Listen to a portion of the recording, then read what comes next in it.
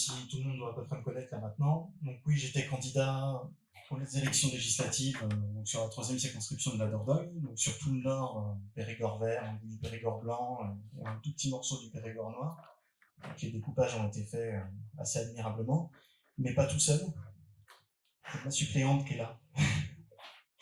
Il y a Marlène, sans qui ça n'aurait pas pu être fait, et il y a aussi tous les militants sans qui, surtout, cette campagne n'aurait pas pu être faite.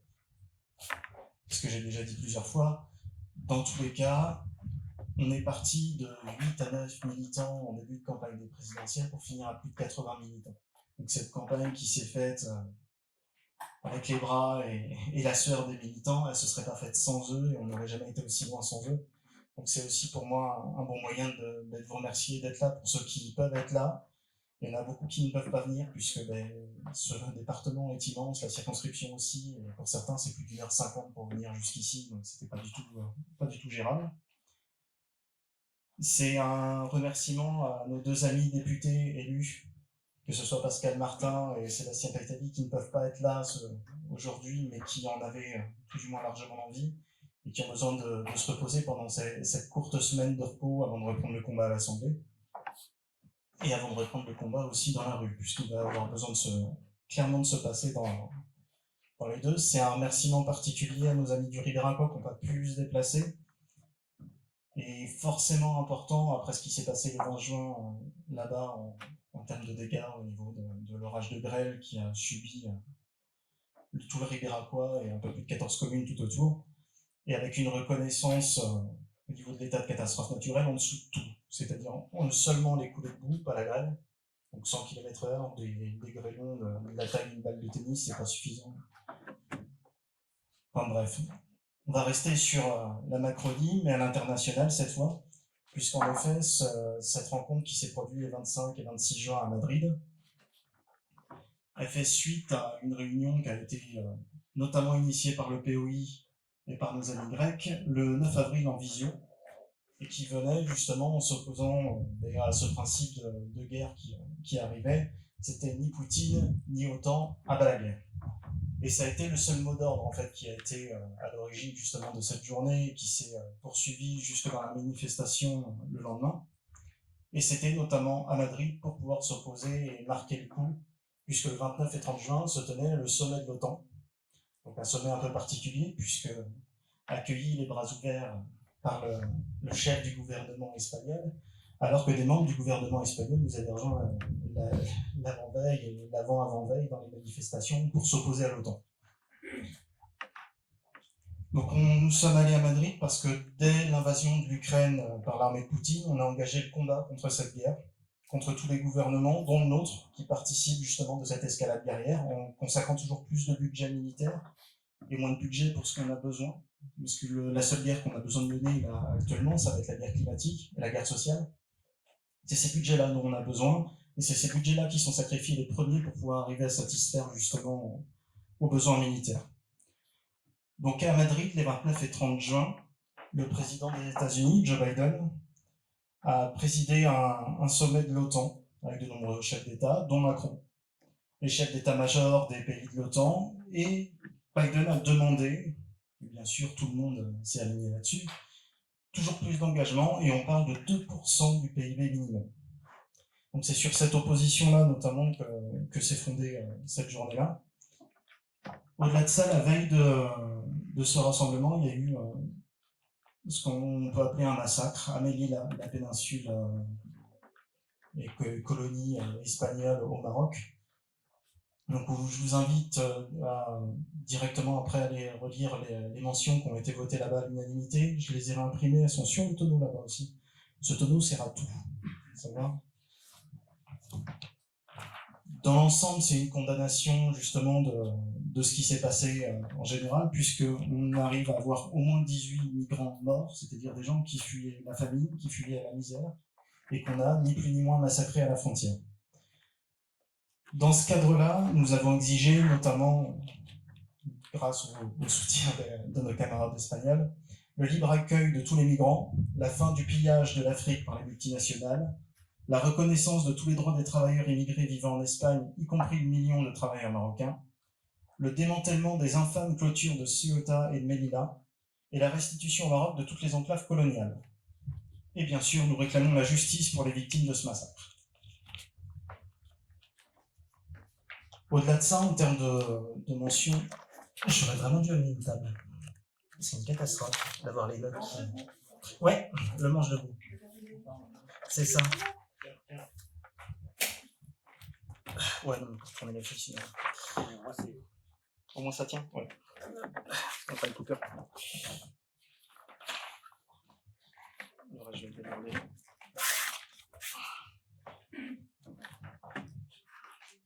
Donc, où j'en étais? Oui. Au niveau de l'appel, pareil, qui a été imprimé derrière, donc sur le tonneau, on est convenu d'un appel global, justement, pour s'opposer à ces budgets militaires. Dire que le but, c'est d'arriver justement à faire un peu cette guerre à la guerre, ce qui a toujours été notre mantra dans le milieu ouvrier. C'est avec l'arrêt des hostilités militaires immédiates, le fait que ce soit au peuple de décider de son avenir, et donc spécifiquement au peuple ukrainien dans ce cadre-là. La demande initiale et complète, c'est que la Russie quitte l'Ukraine et que l'OTAN et l'UE cessent toute intervention et expansion en Ukraine. Le but, c'est d'arriver à recréer un peu ces zones d'influence que les États-Unis, que l'Union européenne ont l'habitude de dénigrer et de dire qu'elles n'existent pas, alors que ce sont les mêmes qui ont tendance à pratiquer et user de soft power en permanence, et donc qui sont les premiers à utiliser des zones d'influence. Nous sommes et serons aux côtés de ceux qui se mobilisent contre l'entrée de leur pays dans l'OTAN. Nous combattrons toutes les alliances militaires, quelles qu'elles soient. Nous ne souhaitons aucune livraison d'armes car cela participe de l'escalade guerrière. Et nous combattons pour l'annulation des budgets militaires, les milliards pour la santé, l'éducation, les chômeurs, les besoins sociaux, pas pour les armes.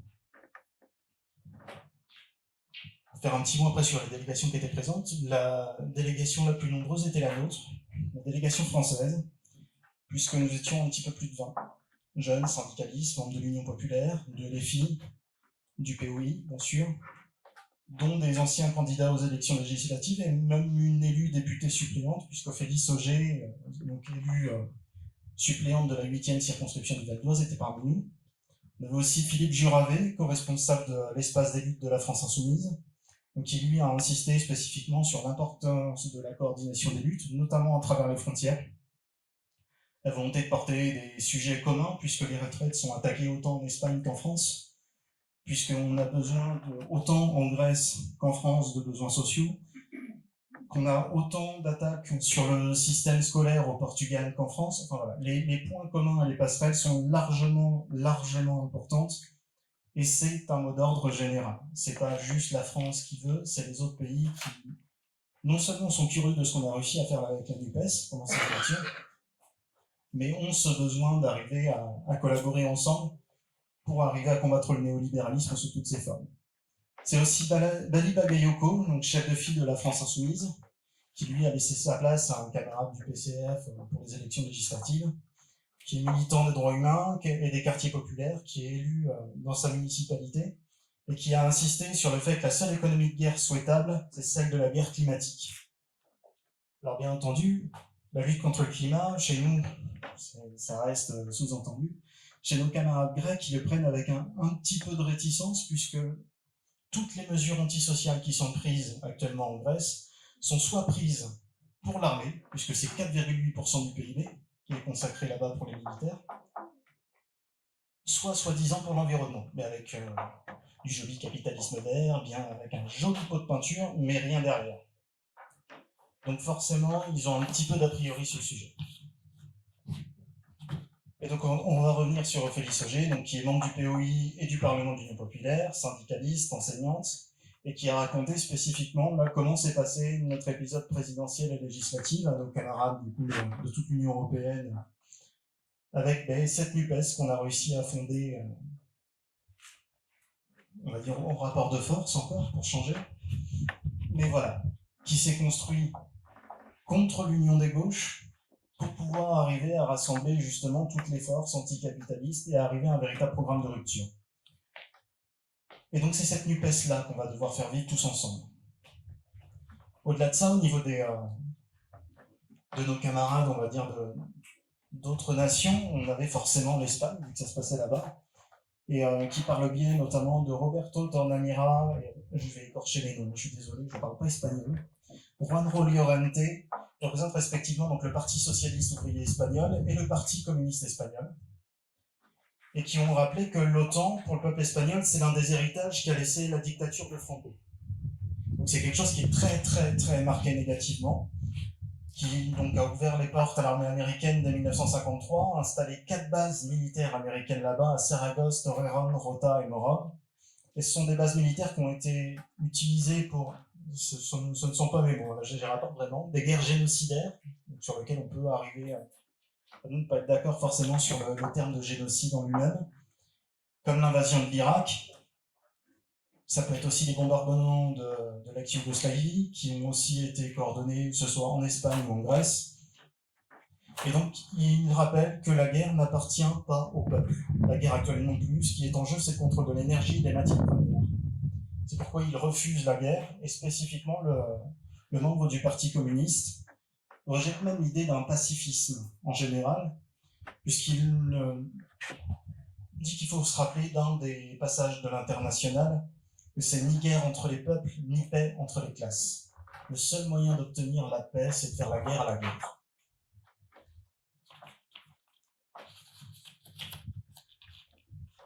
Donc pour eux, ça doit être la seule orientation qu'on doit arriver à sortir d'un point de vue européen et d'un point de vue mondial, de retourner vers une internationale socialiste complète. Au-delà de ça, au niveau des Grecs, dont on a évoqué tout à l'heure, qui rappelle, c'est 3,8% du PIB, alors que la satisfaction des besoins sociaux, que ce soit énergie, santé, éducation, est massacrée d'année en année. Ça plonge dans l'abîme des travailleurs. Ils sont considérablement plus pauvres que la majorité des autres pays européens. Et en plus de ça, il y a tout un régime de privatisation qui est en cours. Système de santé, éducation. Il y a en plus de ça un exil de toute la jeunesse. Ils ont perdu l'équivalent d'un demi-million de jeunes en 5 ans, qui sont partis à l'étranger pour pouvoir juste arriver à vivre. Et là, c'est pas une migration en dehors de l'Union européenne, c'est bien au sein de l'Union européenne, la pauvreté est déjà chez nous. Il y avait nos camarades roumains aussi, qui eux ont une situation encore un petit peu plus particulière, puisque le président Iohannis, qui en avril a augmenté le budget déjà, même au-delà des demandes de l'OTAN, puisqu'il était déjà à 2%, il l'a monté à 2,5% contre l'avis du peuple. Bien entendu, c'est un État qui était déjà déficitaire, qui a une balance déficitaire, même en termes d'exportation et importation, donc qui est déjà piégé. Donc forcément, si on commence à augmenter le budget militaire, il va falloir en nier quelque part. Devinez où? Les services publics. Il y a en moyenne 1,5 million de Roumains, je ne sais pas pourquoi il y a en moyenne, il y a 1,5 million de Roumains qui vivent au bord de la pauvreté, c'est-à-dire moins de 50 centimes par jour. On remarque que le coût de la vie n'est pas le même, mais dans tous les cas, moins de 50 centimes par jour. Sur les 9 à 10 millions de travailleurs, donc ce qu'ils appellent travailleurs, c'est ce que nous on va appeler la classe active en général, 475 000 personnes sont au chômage, quand même sur une proportion assez importante, 4 millions travaillent à l'étranger. Ce qui fait qu'on enlève pratiquement la moitié de la classe active qui ne travaille pas dans le pays. Donc c'est ça les premières victimes de cette politique antipopulaire, d'un gouvernement qui est capitaliste, qui s'inspire beaucoup du modèle français en termes d'ailleurs et du modèle Macron, on va dire, plus que du modèle français, en termes de privatisation, en termes d'attaque sur les droits sociaux. Et il constate aussi que l'inflation, ils l'ont payée cash, littéralement. Ça atteint 12% au mois d'avril, donc entre janvier et avril. C'est 86% pour le gaz, 38% pour le carburant, 30 à 50% pour les denrées alimentaires, plus de 50% pour le diesel. 50 centimes par jour. On rappelle. Donc oui, c'est pourquoi les militants de la classe ouvrière, syndicalistes, jeunes travailleurs, s'opposent fermement à ces politiques et veulent pouvoir nous rejoindre justement dans des luttes transfrontalières. Parce qu'ils n'en peuvent plus, qu'ils étouffent et qu'ils ont en plus un double problème, c'est-à-dire qu'ils ont notamment une grosse distinction entre la ruralité, beaucoup plus forte que nous, et ce qui se passe au niveau des villes. C'est-à-dire que autant ceux qui arrivent à vivre en ville ont la chance de pouvoir arriver à continuer des études, parce qu'ils peuvent se permettre d'avoir une habitation pas trop loin de la fac, qui peuvent arriver à se permettre des fois même de s'endetter un peu pour pouvoir continuer des études, Mais ceux qui vivent en race campagne, c'est impossible. Ils sont loin des systèmes éducatifs. Et quand on voit le prix du transport, quand on voit l'état de pauvreté et ce genre de choses, ils n'arrivent même pas. Il y a un grand taux d'illettrisme. Il y a toutes ces problématiques-là qui rentrent en compte en supplément. Et au-delà de ça, un autre passage qui a été un petit peu marquant, ça a été les représentants des îles Canaries, notamment avec la députée Podemos Mary Pita, et qui rappelait qu'il y a 36 ans, ils avaient voté non au maintien de l'État espagnol au sein de l'OTAN. C'est un peu le même système nous, que notre référendum de l'Union européenne. Non, c'est oui. C'est une grande nouveauté chez ces capitalistes. Non, c'est oui que quand ça les arrange. Quand on est dans la rue et que c'est non, pour eux, c'est oui aussi. Hein, c'est pareil.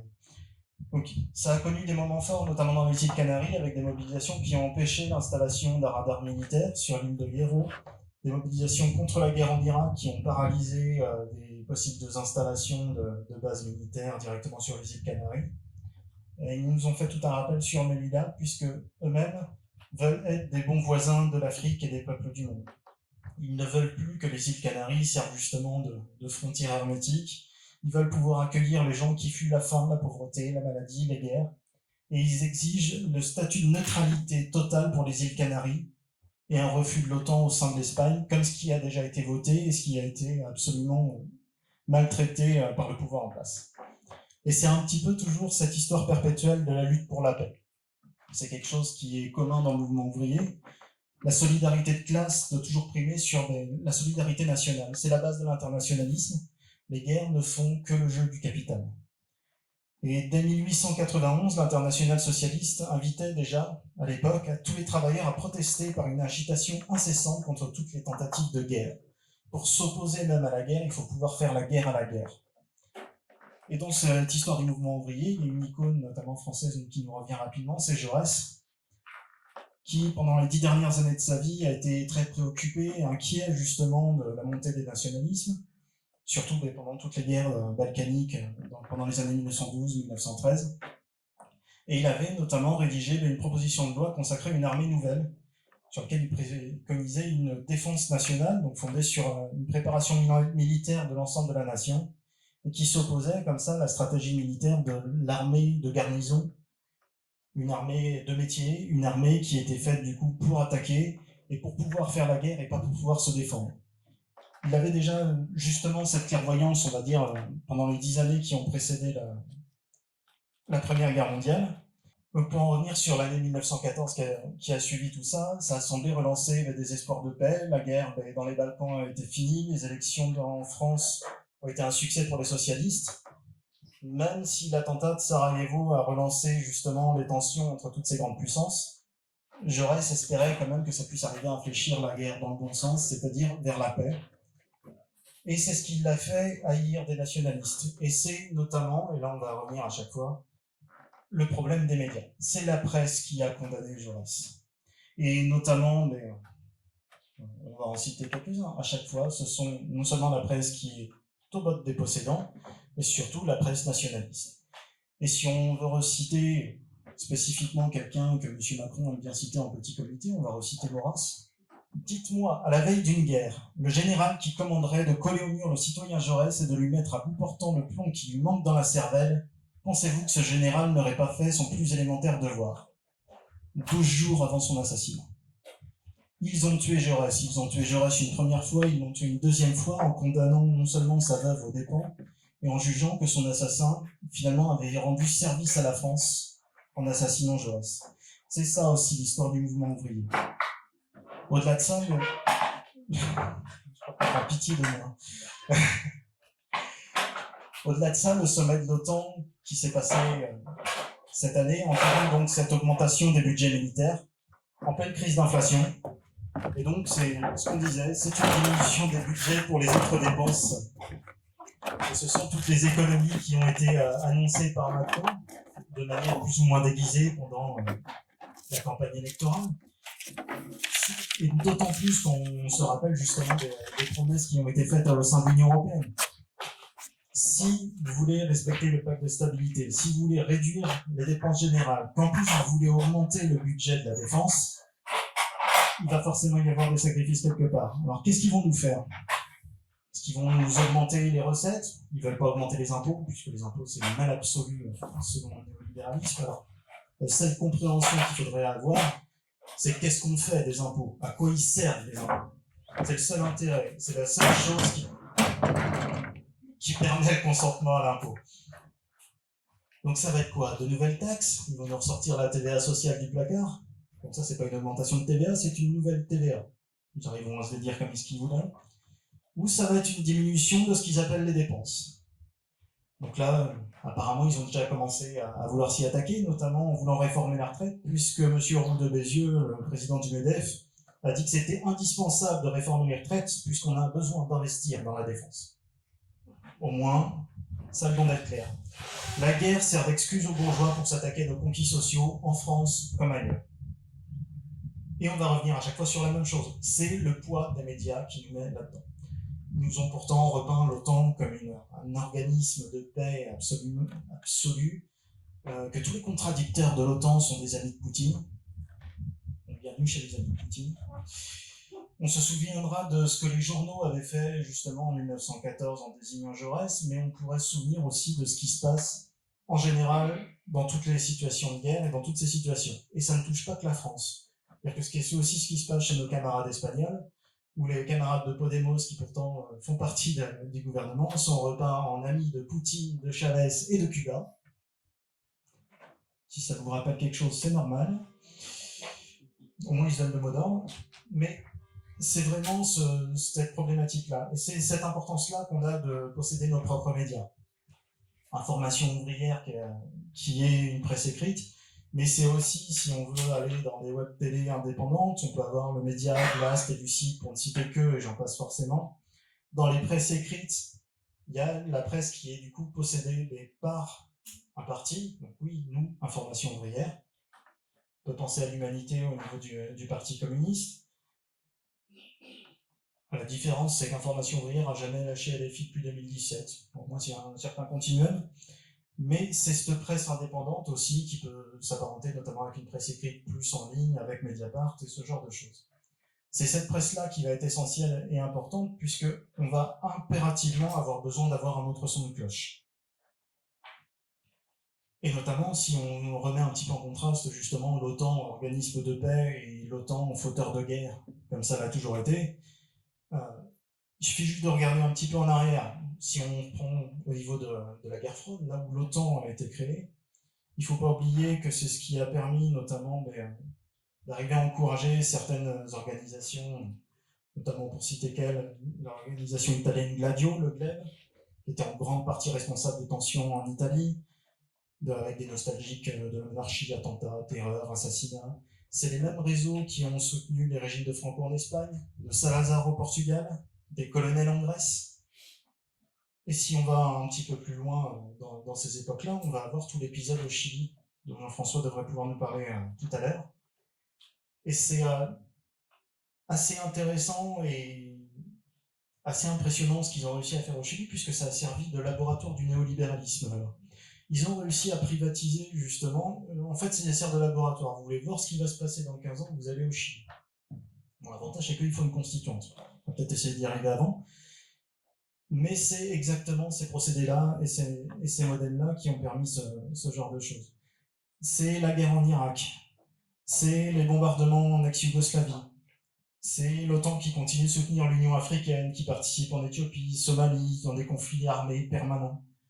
C'est, si on prend la situation de Russie et Ukraine, où l'OTAN a été un facteur, pas le seul, c'est sûr, mais a été un facteur de la montée en tension justement entre la Russie et l'Ukraine, et c'est ce que je disais tout à l'heure, en reniant complètement l'esprit des sphères d'influence, alors qu'eux-mêmes en usent et en abusent, d'autant plus avec l'OTAN. C'est actuellement ce qui se joue en Chine et à Taïwan, où actuellement l'OTAN vient de désigner la Chine comme un ennemi à la suite de ce congrès-là. Et c'est un jeu dangereux qu'ils ont déjà utilisé justement au niveau de l'Ukraine, en pointant la Russie comme ennemie avant même qu'il y ait une situation de guerre. Et apparemment, le conflit russo-ukrainien n'a pas réussi à les vacciner de ça. Donc ils reproduisent les mêmes problèmes, exactement avec les mêmes travers. Ils vont propulser justement à nouveau dans la guerre d'autres secteurs, d'autres endroits, et à chaque fois, ce sera pour les mêmes raisons. Et tout ça n'est possible à chaque fois que grâce aux médias. Et vu que c'est nous les amis des dictateurs, on va essayer de contredire un petit peu ça. Qui a reçu en grande pompe l'assassin du journaliste Jamal Khashoggi? C'est Macron. C'est pas nous. Qui lui vend des armes, des outils militaires pour opprimer son peuple, pour organiser un massacre au Yémen, toujours le même. Sans compter toute la criminalisation des LGBTQI, les actes de torture, maltraitance d'enfants. Là, les droits de l'homme, c'est pas grave. Ce qui compte, c'est le business. Les coups d'État en Afrique centrale, qui revient de sa petite tournée des dictateurs et des putschistes d'Afrique centrale, c'est Macron. Les droits de l'homme, pareil, c'est pas grave, ce qui compte, c'est le business. La situation en Inde, avec Modi, qui a aidé à surmilitariser l'Inde? L'OTAN. La France en tête au niveau des ventes d'armes. Et pourtant, Modi est un fasciste en puissance, qui s'inspirait des modèles du Troisième Reich pendant sa jeunesse, ça s'invente pas quand même, et qui non seulement laisse son pouvoir s'en prendre aux musulmans, et il n'hésite pas à envenimer les choses. Son accès au pouvoir s'est fait uniquement parce qu'il a promis qu'une mosquée allait être détruite et qu'il allait remettre un temple à la place, une mosquée qui avait été construite il y a 400 ans. Donc c'est ce genre de pouvoir qu'on n'hésite pas à mettre en place parce que, vous comprenez, l'Inde, c'est à côté de la Chine. Ça permet d'un contre-pouvoir à la Chine. Est-ce qu'on encourage un fasciste? C'est pas grave. Ce qui compte, c'est le business. Venezuela, ça va rappeler pas mal de choses à des gens. Qui a soutenu, armé et entraîné un putschiste contre Maduro au Venezuela pas plus tard qu'en 2019? C'est pas nous. Pour mettre fin à un gouvernement socialiste, ils sont prêts à tout. Les droits de l'homme, là, c'est pas grave. Bon, après, même si dans les pénuries d'essence, il commence à revenir un peu la queue entre les jambes et à vouloir discuter avec le Venezuela. La guerre. Il y a d'autres choses importantes, c'est le business. Le Chili, toujours pareil. Et c'est une histoire qui en rappelle d'autres, là, justement, avec ce 11 septembre et cette mise en place au train forcé, on va dire, par les Chicago Boys, de tout l'appauvrissement de la population, toute la paupérisation de la plupart des métiers. Et c'est un laboratoire d'expérience du néolibéralisme le plus autoritaire et méprisable. Les droits de l'homme, c'est pareil, là, c'est pas grave, ce qui est important, c'est le business. Et on arrive sur le cœur du problème. Les États-Unis ont besoin de relancer leur économie. Ils sont en déperdition à l'échelle internationale. Ils ont besoin de produire ce qu'ils produisent le plus simplement sur leur territoire, des armes. Il va bien falloir les écouler. À force de s'entretuer entre eux, il va bien falloir qu'ils arrivent à trouver des marchés extérieurs. Et c'est cette perte de puissance des États-Unis, notamment monétaire, puisque la plupart du pétrole était, encore il y a quelques années, échangé en dollars, et ça commence à changer, puisqu'il y a des monnaies chinoises qui rentrent en compte, il y a la monnaie russe qui rentre en compte. Et c'est ce qui les oblige à pousser à la guerre, quitte à augmenter justement les budgets militaires et ce genre de choses, puisque c'est leur seul moyen d'arriver à faire tourner leur économie. C'est une puissance qui s'effondre, et c'est bien ça le problème. Elle essaie de s'accrocher à ce qu'elle peut. Alors si on pouvait faire en sorte qu'en même temps, elle s'entraîne dans sa chute le capitalisme, ce qui nous permettra de refaire triompher un international socialiste, tant mieux. Et au niveau des guerres actuelles, c'est exactement ce même procédé qui est déjà l'épreuve. Au-delà de la tension même entre l'OTAN et la Russie au niveau du soft power qui s'exerçait en Ukraine, il y avait aussi toute une guerre commerciale qui était sous-jacente. La plupart des centrales nucléaires, toutes les centrales nucléaires d'ailleurs, étaient de construction soviétique, étaient de l'époque de l'URSS en Ukraine, et étaient toujours entretenues par des filiales russes. Le matériel venait des filiales russes, et c'est quelque chose qui a commencé à être remplacé au fur et à mesure. Devinez quelles entreprises sont venues prendre la place? Des entreprises américaines. Donc quand vous commencez à mettre une guerre commerciale, plus une guerre de soft power en jeu, forcément, les Américains, oui, par l'OTAN, par leur volonté de dominer internationalement le commerce mondial, ont participé à créer ce climat de tension entre l'Ukraine et la Russie. Ça n'excuse en rien ce qui a été fait par Poutine, mais essayer de comprendre, ce n'est pas excuser, et ça nous permet d'arriver à comprendre que l'OTAN n'est en rien quelque chose qui est fait pour arriver à la paix, c'est fait pour arriver à la guerre. Et c'est ce jeu dangereux entre superpuissances qui s'annonce et qui commence à nous poser de gros soucis. Puisqu'au-delà de notre présence au sein de l'OTAN qui nous a interdit de jouer notre rôle de médiateur entre la Russie et l'Ukraine, et entre tous les conflits qui vont devoir venir, le conflit est maintenant tellement engagé que le coût d'un retrait sera extrêmement important et quasiment impossible à faire comprendre aux populations, qu'elles soient russes ou ukrainiennes. Si on n'arrive pas à relancer justement cet internationalisme, à leur faire comprendre que les classes ouvrières qui se battent d'un côté et de l'autre de la frontière ont les mêmes intérêts et c'est contre justement ces intérêts de classe, ce ne sera pas possible. Et au niveau des guerres actuelles, on ne peut pas s'empêcher de penser à la guerre larvée qui commence dans la région de Taïwan, avec Pelosi qui rend visite à Taïwan, et alors que les USA ne la reconnaissent pas officiellement.